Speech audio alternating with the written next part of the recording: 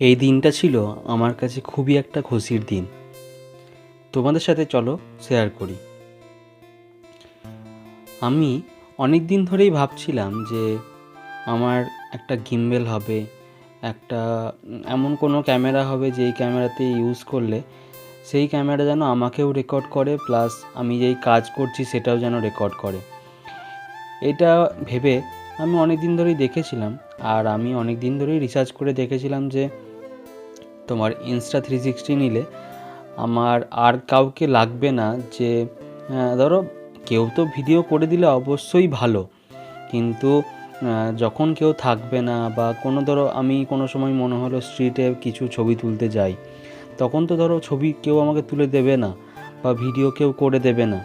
তখন সেক্ষেত্রে কি হয়, ভিডিও করতে খুব অসুবিধা হয়। তার থেকে যে কোনো একটা এমন ক্যামেরা হোক যেখানে আমাকেও রেকর্ড হবে, প্লাস আমি যেটা করবো তা আমার পিওভিটাও রেকর্ড হবে।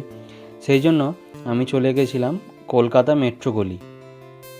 সেখানে পৌঁছেই প্রথমে আমার টার্গেট ছিল গিম্বেল নেওয়ার। সেই জন্য আমি নিয়ে নিয়েছিলাম RS4 গিম্বেল। যেহেতু ভিডিও ধরো আমি মেনলি ফটোগ্রাফি করি, কিন্তু শখে ভিডিওটা তুলি, কিন্তু যাতে ভিডিওটা আমি আরও ভালোভাবে তুলতে পারি, আরও ভালোভাবে কাজ করতে পারি, সেই জন্য আমার ইমপ্রুভ করা, গিম্বেলের উপরে ইনভেস্ট করা। অনেক কষ্ট করে নিয়েছি, তোমরাও সাপোর্ট করো। আর এই যে তোমাদেরকে দেখালাম যেটা, সেটা হচ্ছে Insta360 এক্সপোর্ট। বিটিএস বানানো কিছু তোকে লাগবে না, ক্যামেরাতে লাগিয়ে দেবো।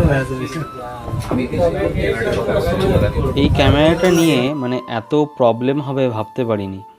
প্রথমে আমি সমস্ত টাকাটাই অনলাইনে ট্রানজ্যাকশান করে রেখেছিলাম, যাতে অনলাইনে দিয়ে দেবো, অসুবিধা হবে না। কিন্তু যখনই অনলাইন ট্রানজ্যাকশান করতে যাচ্ছিলাম তখনই অনলাইন ট্রানজ্যাকশান হচ্ছে না। এবার এটিএম থেকে যতটা পারলাম টাকা তুললাম, তারপরে আমার কিছু পরিচিত সবার কাছে চাইলাম একটুখানি অন্য একটা ব্যাংকে যে আমাকে পাঠাও।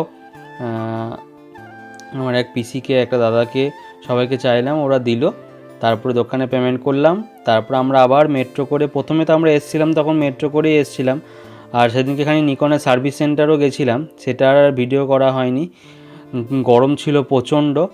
আর তারপরে তোমার আস্তে আস্তে জিনিসপত্র কিনে, আর সেদিনকে আমরা খেতেও পারিনি, এত ঘোরাফেরা করতে করতে টাইমই পাইনি। যেটুকু পেয়েছিলাম সেটুকু খেয়েছিলাম। তো এরকমভাবেই দিনটা গেল। জিনিসগুলো এবার ইউজ করব, তার ভিডিও তোমরা তো অবশ্যই দেখতে পাবে।